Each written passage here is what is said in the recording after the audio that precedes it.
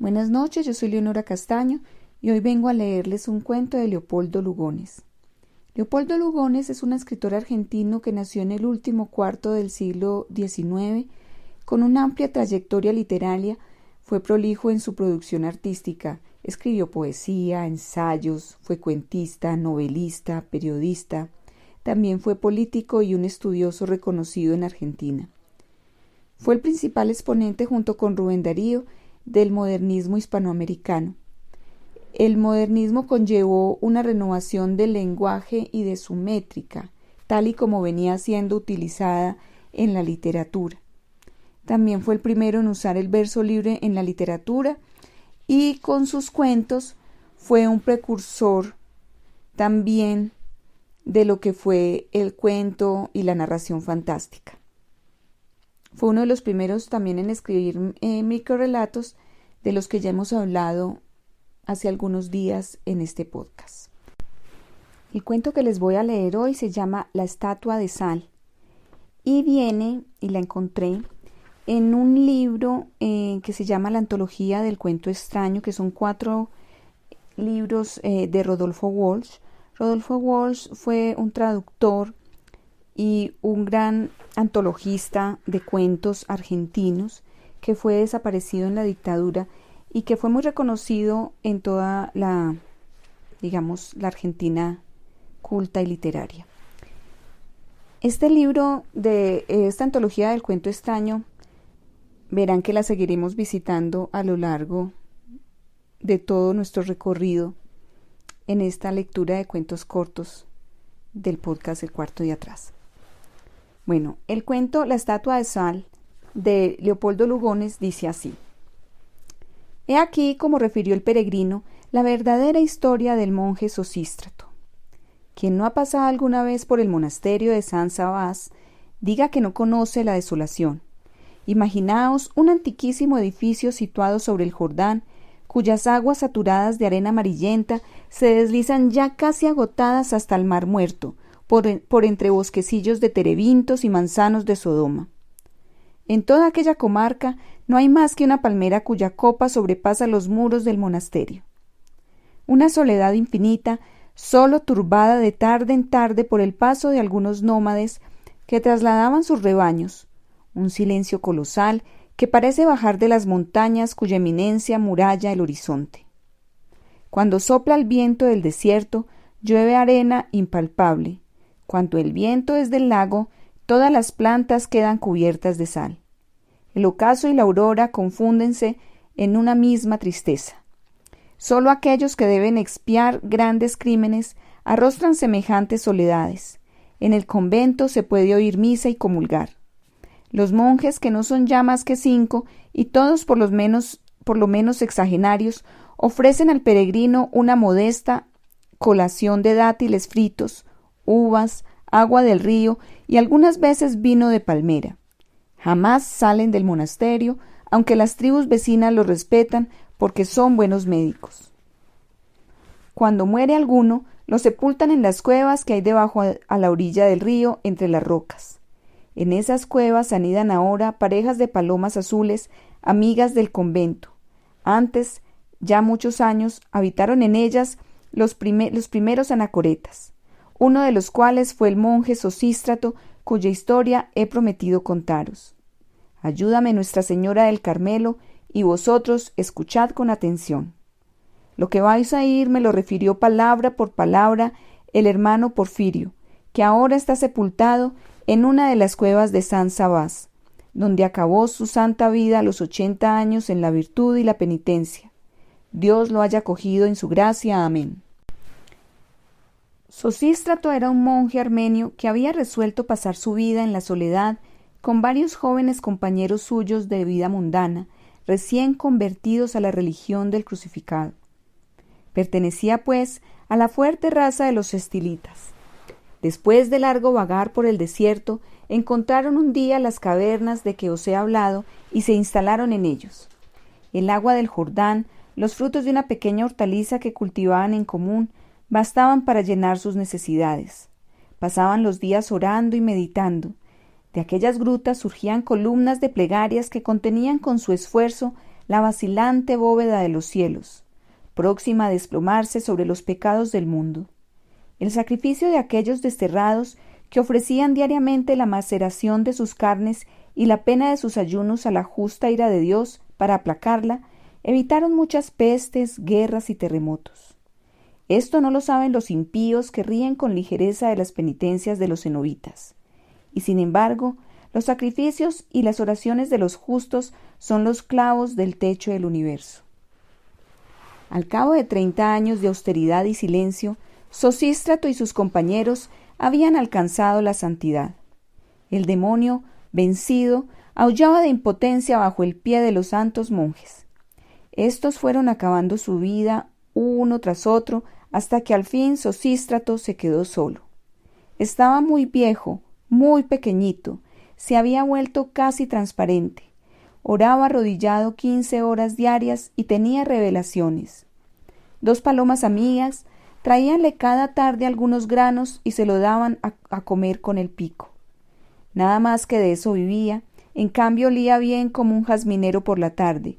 Cada año, el viernes doloroso, encontraba al despertar en la cabecera de su lecho de ramas una copa de oro llena de vino y un pan con cuyas especies comulgaba, absorbiéndose en éxtasis inefables.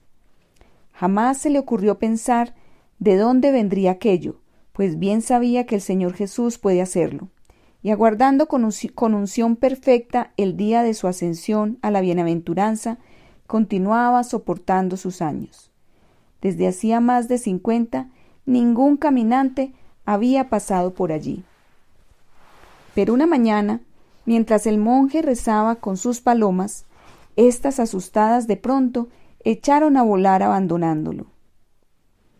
Un peregrino acababa de llegar a la entrada de la caverna. Sosístrato, después de saludarlo con santas palabras, lo invitó a reposar indicándole un cántaro de agua fresca.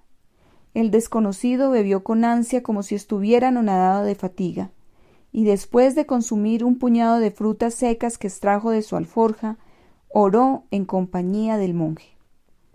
Transcurrieron 7 días. El caminante refirió su peregrinación desde Cesarea a orillas del Mar Muerto, terminando la narración con una historia que preocupó a Sosístrato. «He visto los cadáveres de las ciudades malditas», dijo una noche a su anfitrión. «He mirado husmear el mar como una hornalla, y he contemplado lleno de espanto a la mujer de sal, la castigada esposa de Lot. La mujer está viva, hermano mío, y yo la he escuchado gemir y la he visto sudar al sol del mediodía». Cosa parecida cuenta Juvencus en su tratado de Sodoma, dijo en voz baja Sosístrato. «Sí, conozco el pasaje», añadió el peregrino. «Algo más definitivo hay en él todavía, y de ello resulta que la esposa de Lot ha seguido siendo fisiológicamente mujer. Yo he pensado que sería obra de caridad libertarla de su condena».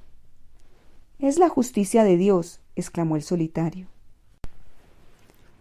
¿No vino Cristo a redimir también con su sacrificio los pecados del antiguo mundo?, replicó suavemente el viajero, que parecía docto en letras sagradas. ¿Acaso el bautismo no lava igualmente el pecado contra la ley que los pecados contra el Evangelio? Después de estas palabras, ambos entregáronse al sueño.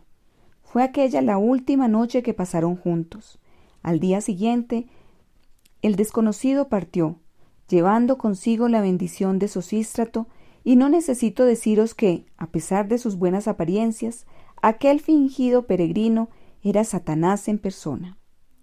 El proyecto del maligno fue sutil. Una preocupación tenaz asaltó desde aquella noche el espíritu del santo. Bautizar la estatua de sal, libertar de su suplicio aquel espíritu encadenado. La caridad lo exigía, la razón argumentaba. En estas luchas transcurrieron meses, hasta que por fin el monje tuvo una visión. Un ángel se le apareció en sueños y le ordenó ejecutar el acto. Sosístrato oró y ayunó 3 días, y en la mañana del 4, apoyándose en su bordón de acacia, tomó, costeando el Jardán, la senda del Mar Muerto. La jornada no era larga, pero sus piernas, cansadas, apenas podían sostenerlo. Así marchó durante 2 días. Las fieles palomas continuaban alimentándolo como de ordinario, y él rezaba mucho, profundamente, pues aquella resolución afligíalo en extremo. Por fin, cuando sus pies iban a faltarle, las montañas se abrieron y el agua apareció. Los esqueletos de las ciudades destruidas iban poco a poco desvaneciéndose. Algunas piedras quemadas era todo lo que restaba ya, trozos de arco, hileras de adobes carcomidos por la sal y cimentados en betún. El monje reparó apenas en semejantes restos, que procuró evitar a fin de que sus pies no se manchasen a su contacto. De repente, todo su viejo cuerpo tembló. Acababa de advertir hacia el sur, fuera ya de los escombros, en un recodo de las montañas, desde el cual apenas se los percibía, la silueta de la estatua.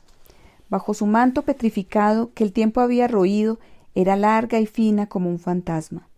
El sol brillaba con límpida incandescencia, calcinando las rocas, haciendo espejear la capa sálobre que cubría las hojas de los terebintos. Aquellos arbustos bajo la reverberación meridiana parecían de plata. En el cielo no había una sola nube. Las aguas amargas dormían en su característica inmovilidad.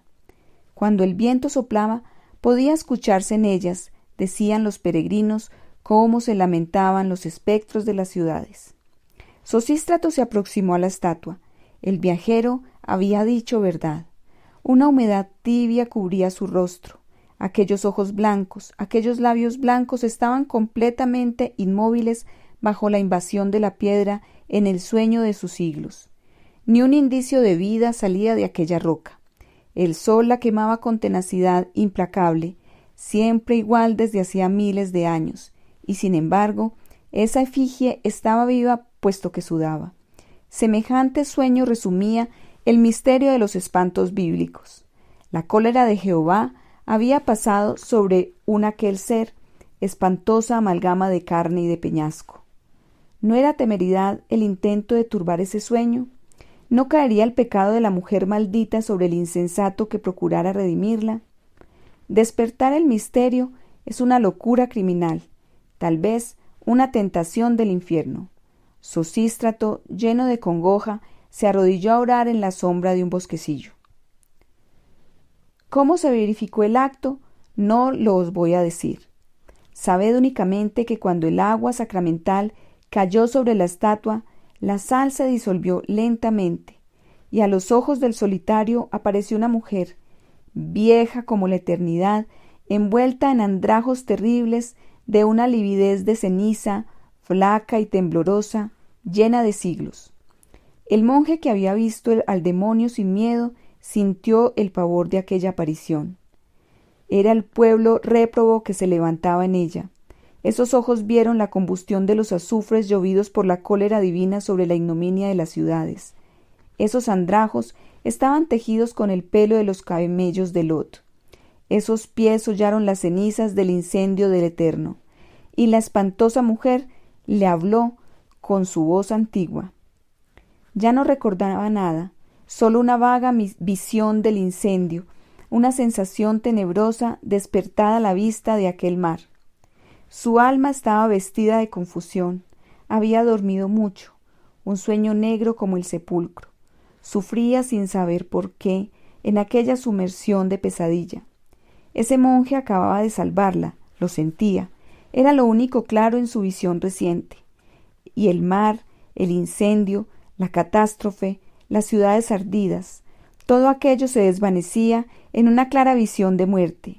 Iba a morir, estaba salvada pues, y era el monje quien la había salvado. Sosístrato temblaba, formidable. Una llama roja incendiaba sus pupilas.